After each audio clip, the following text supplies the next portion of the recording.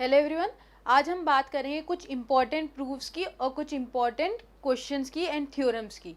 ठीक है, जो कि हम प्रूफ करने वाले हैं किससे? कॉन्ग्रुएंसी ऑफ ट्राइंगल से।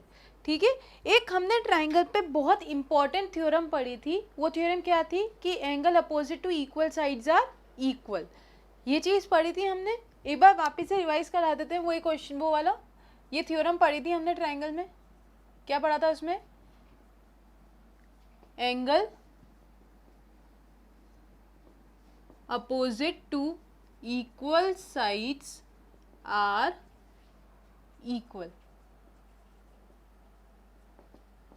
ठीक है, जैसे कि एक क्वेश्चन ले लेते हैं कि एक कहना है ट्राइंगल है A B C. Triangle is A B C. ठीक है, अब मैं ये बोल रही हूँ कि इसकी दो साइड्स इक्वल हैं। तो दो साइड मैंने मान लिया कि ए बी और ए सी इक्वल है। तो अगर ये दोनों साइड इक्वल है तो इनके अपोजिट एंगल भी क्या होंगे? इक्वल होंगे इस थ्योरम के अकॉर्डिंग। तो इसके अपोजिट एंगल कौन सा हो गया? बी, और इसके अपोजिट एंगल कौन सा हो गया? सी।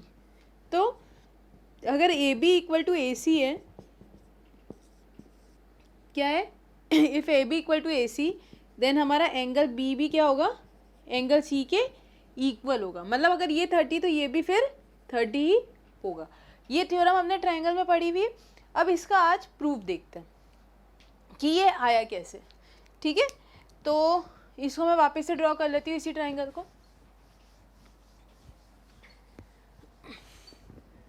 तो ट्राइंगल क्या हो जाएगा? A B C. Triangle A B C. ठीक है, अब क्या हो जाएगा कि दो साइड इक्वल गिवन है। ठीक है ना, दो साइड इक्वल गिवन है। तो ये ए बी और ए सी इक्वल मान ली। ठीक है, तो this is given to us. तो अपन सबसे पहले क्या लिखते हैं प्रूफ में? गिवन। तो गिवन में क्या है? A B is equal to A C. ठीक है ना, और हमें प्रूफ क्या करना है कि इनके अपोजिट एंगल क्या होंगे? इक्वल होंगे। तो ए बी का अपोजिट एंगल कौन सा हो गया? सी, और ए सी का अपोजिट एंगल कौन सा हो गया? बी। तो हमें प्रूफ क्या करना है कि angle B is equal to angle C है। ये हमें प्रूफ करना है। ठीक है, अच्छा, अब एक चीज़ क्या आ जाती है कि कॉन्ग्रुएंसी हमेशा दो ट्राइंगल में लगती है। ये चीज़ हमने देखी है कि हमें दो ट्राइंगल को इंटर रिलेट करना पड़ता है कॉन्ग्रुएंट करने के लिए कि साइड्स इक्वल है कि नहीं है। अब यहाँ पे तो एक ही ट्राइंगल है, तो इसमें कैसे कॉन्ग्रुएंसी लगाएंगे? तो हम क्या करेंगे, इसको दो ट्राइंगल्स में डिवाइड कर देंगे। अब वो दो ट्राइंगल्स ऐसे होने चाहिए कि एक में तो एंगल बी आ जाए और एक में एंगल सी आ जाए। जो हमें प्रूफ करना है ना बेटा, उसमें से एक वाला तो एक ट्राइंगल में आ जाए और दूसरा वाला एंगल दूसरे ट्राइंगल में आ जाए, और साइड के भी अकॉर्डिंग ऐसे ही चलेगा। ठीक है ना। तो अच्छा, एंगल बी कौन से में आ रहा है? इधर, और एंगल सी इधर। तो मैं यहाँ से क्या कर देती हूँ, एक कंस्ट्रक्ट कर देती हूँ एंगल बाइसेक्टर। क्या करते हैं? एक एंगल बाइसेक्टर कंस्ट्रक्ट कर देते हैं। ठीक है ना। अच्छा, क्या मैं पहले तो कंस्ट्रक्शन की बात कर लेते हैं, फिर समझेंगे कि एंगल बाइसेक्टर क्या होता है। एक बार रिवाइज करा दूंगी। अच्छा, अभी तो मैंने एडी से किया, तो एंगल बी इस वाले ट्राइंगल में आ गया और एंगल सी इस वाले ट्राइंगल में आ गया, कोई दिक्कत ही नहीं आई। अगर मैं यहाँ से कंस्ट्रक्ट कर देती, ये हटा देते हैं अभी के लिए, अगर यहाँ से कंस्ट्रक्ट कर देती तो क्या मैं angle B equal to angle C proof कर पाती? क्या नहीं कर पाती, क्योंकि इस वाले ट्रायंगल में एंगल भी आधा आ रहा है, इधर भी एंगल भी आधा आ रहा है, और फिर इधर एंगल सी पूरा आ रहा है। तो ऐसे नहीं होगा। हमें क्या करना है कि ये एक ट्रायंगल में आना चाहिए और ये दूसरा ट्रायंगल में, सो दैट हम क्या करें, उन दोनों ट्रायंगल को कॉन्ग्रुएंट कर दें और बाय सीपीसीटी कह दें कि angle B is equal to angle C है। ये चीज़ पहले भी कही थी कि अगर कोई चीज़ इक्वल करनी है तो आप ट्रायंगल्स को कॉन्ग्रुएंट कर दो जिसमें वो दोनों आ रहे हैं। ठीक है, तो ये वाला कंस्ट्रक्शन नहीं होगा। कंस्ट्रक्शन कौन सा होगा? ये वाला, ए से डी तक। तो ये एंगल ए से हम क्या कर देते हैं, एक एंगल बाइसेक्टर ड्रॉ कर देते हैं ए से। अब एंगल बाइसेक्टर क्या करता है? एंगल को दो इक्वल पार्ट में डिवाइड करता है, हमने पढ़ा हुआ है। तो ये क्या हो जाएगा, ये एक्स, तो ये भी एक्स हो जाएगा, एंगल बाइसेक्टर। अच्छा, अब इसमें हमने एक कंस्ट्रक्शन किया है, तो एक और क्या बना देंगे, एक कंस्ट्रक्शन भी हम यहाँ पे लिख देंगे।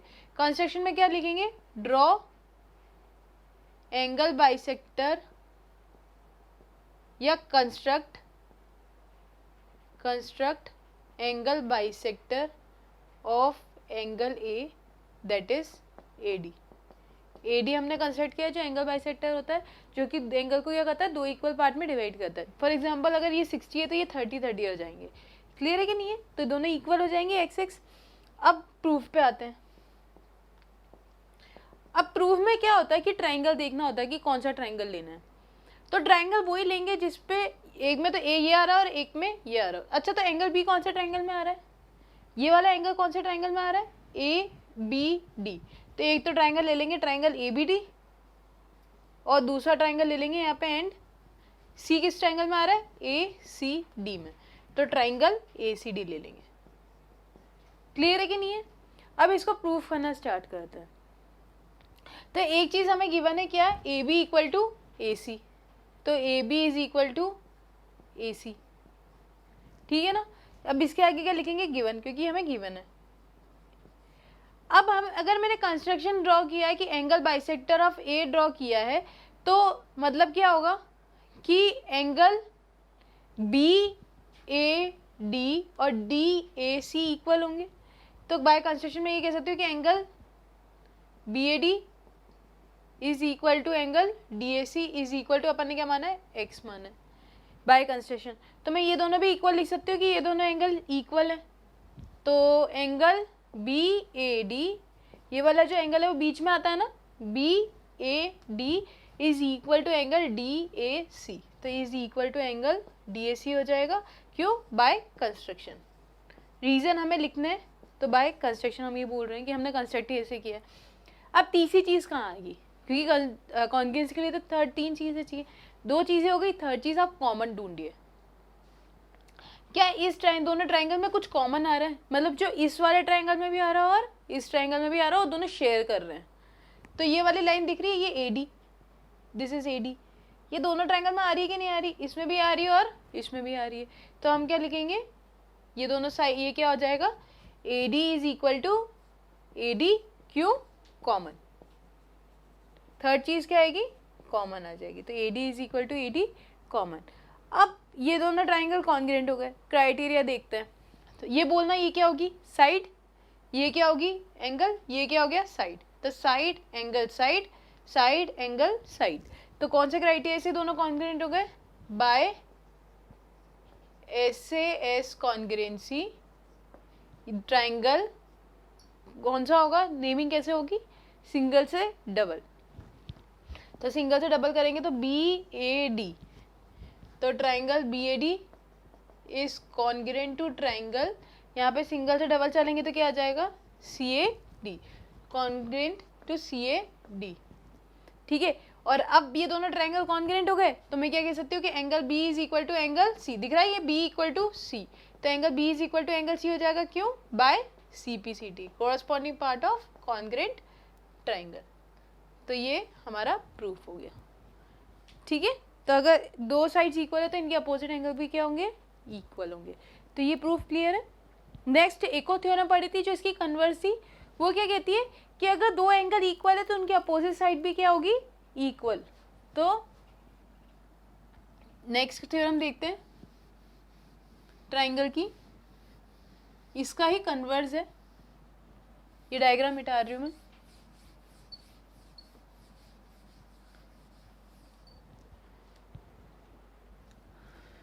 थ्योरम क्या कहती है? Sides opposite to equal angles are equal. कि अगर दो एंगल इक्वल हैं तो उनकी अपोजिट साइड भी क्या होगी? इक्वल होगी। तो इसको समझते हैं, पहले तो याद करते हैं, थोड़ा सा रिवाइज करते हैं इसको। तो जैसे ये ए बी सी है, ए बी सी। अब इसमें ये बोल रही हूँ कि मैं दो एंगल इक्वल है, तो मतलब बी और सी इक्वल है। जैसे ये अगर 30 है तो ये भी 30 है, तो कौन सी दो साइड इक्वल होंगी? उनके अपोजिट वाली। तो एंगल सी के अपोजिट साइड कौन सी है? ए बी, तो ए बी हो जाएगी। और इसके अपोजिट साइड कौन सी है? ए सी। तो ये दोनों साइड क्या हो जाएंगी? इक्वल हो जाएंगी। ये चीज़ क्लियर है, ठीक है। तो अब प्रूफ देखिए इसका कि ये कैसे होता है। तो ये वापस से मैं ट्राइंगल बना देती हूँ, ये हटा देते हैं, वापस से एक ट्राइंगल बना लेते हैं, ठीक है। तो यहाँ पे एक ट्राइंगल है A B C, A B C, ठीक है। अब क्या है कि हमें क्या गिवन है कि angle B is equal to angle C. ये हटा देते हैं, गिवन टू प्रूव हटा देते हैं। गिवन में क्या है इस बार कि हमारे दो एंगल इक्वल है, तो angle B is equal to angle C.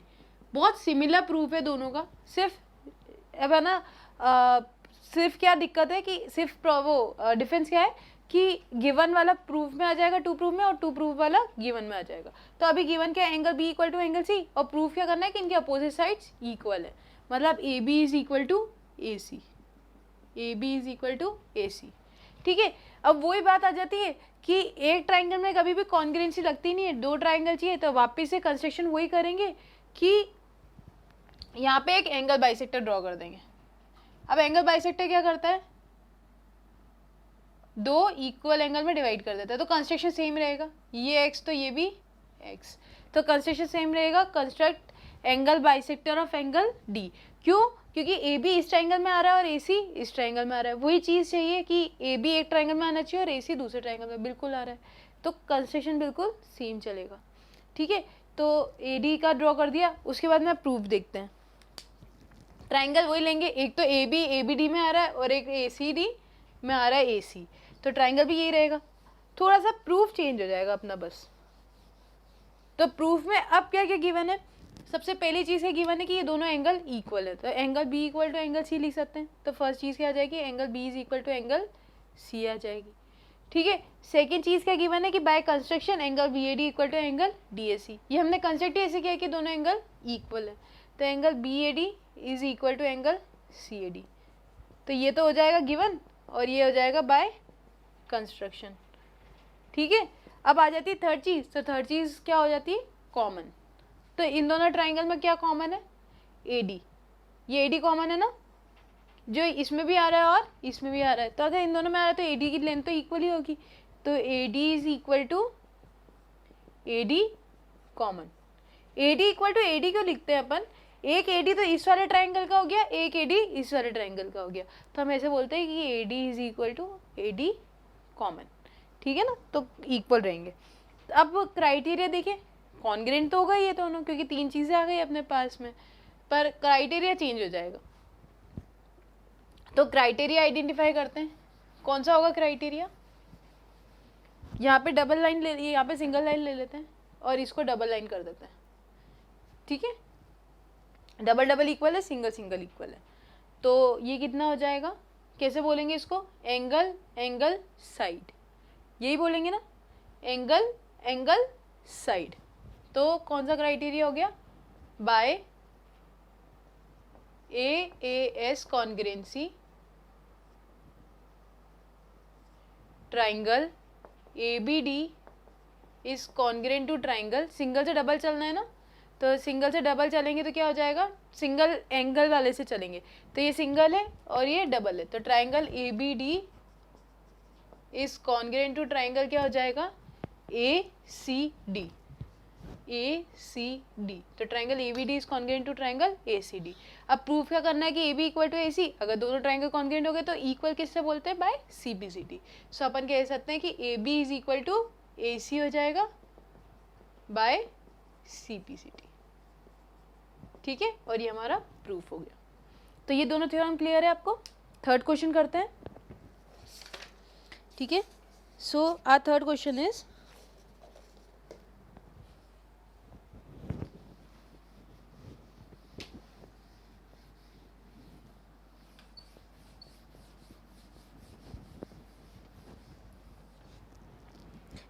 third question is, show that the bisector of vertical angle, show that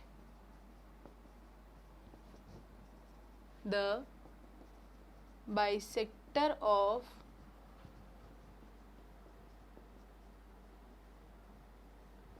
vertical angle of an isosceles triangle